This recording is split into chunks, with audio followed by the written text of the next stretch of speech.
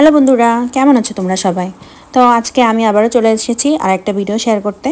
তো আজকে আমি ডিমের একটা রেসিপি শেয়ার করব। মূলত আমার আজকে রান্না করতে ইচ্ছা করছিল না, এর জন্য শর্টকাট ওয়ে খুঁজছিলাম। তো তার জন্য ডিমের এই রেসিপিটা করে নিলাম।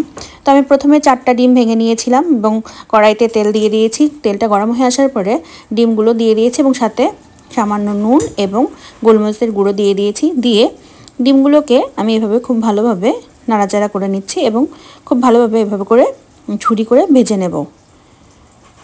ডিমগুলো ভালো করে ভাজার পরে আমি একটা পাত্রে তুলে নেব। সবগুলো ডিম তুলে নেওয়ার পরে আমি আবারও তেল দিয়ে দিয়েছি কড়াইতে। তারপরে আমি তেজপাতা, দারচিনি, এলাচ, জিরা আর 2-1টা লবঙ্গ দিয়ে দিয়েছি। তারপরে কাঁচা লঙ্কা এবং পেঁয়াজ কুচি দিয়ে দিয়েছি। দিয়ে সামান্য নাড়াচাড়া করে একটু হালকা ভেজে নিয়েছি। এরপরে আমি স্বাদ মতো লবণ দিয়ে দিয়েছি। দিয়ে আবারও খুব ভালোভাবে নাড়াচাড়া করে নিচ্ছি। এখন এই পর্যায়ে আমি একটু আদা এবং রসুনের পেস্ট দিয়ে দেব।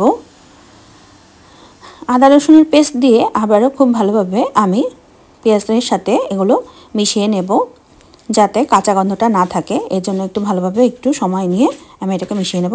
এখন আমি এর ভিতরে গুঁড়া মশলাগুলো অ্যাড করে নিচ্ছি, যেমন হলুদ গুঁড়ো, লঙ্কা গুঁড়ো, ধনিয়ার গুঁড়ো, জিরার গুঁড়ো আর একটু কাশ্মীরি রেড চিলি পাউডার। এগুলো সব আমি দিয়ে খুব ভালোভাবে মিক্স করে নিচ্ছি। এখন এর ভিতরে আমি টমেটো পেস্ট দিয়ে দিলাম। এখন খুব ভালোভাবে আবারও মিক্স করে নিচ্ছি মশলাটার সাথে। একটু কষিয়ে নেব, এর জন্য ভালো করে নাড়াচাড়া করে নিচ্ছি।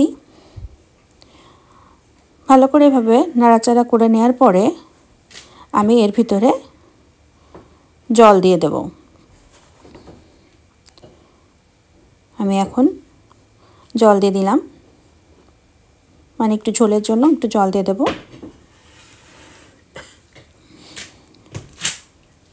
এখন আমি ঝোলটাকে ফুটতে দেব।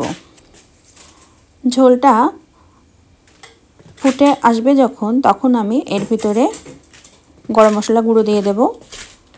গরম মশলা গুঁড়ো দিয়ে একটু নাড়াচাড়া করে তারপরে খানিকটা পরে আমি এর ভিতরে ভেজে রাখা যে ডিমটা করে রেখেছিলাম ঝুরি ভাজি, সেই ডিমগুলো সব দিয়ে দেব। দিয়ে একটু নাড়াচাড়া করে খানিকটা ফুটতে দেব। কিছুটা সময় আমি এটাকে জাল হতে দেব। জাল মোটামুটি হয়ে গিয়েছে। এই তো তৈরি হয়ে গেছে আমার ডিম ভুজিয়ার ভুনা। তো এটা গরম ভাতের সাথে খেতে কিন্তু সত্যিই মজাদার হয়। তোমরাও ট্রাই করে দেখতে পারো।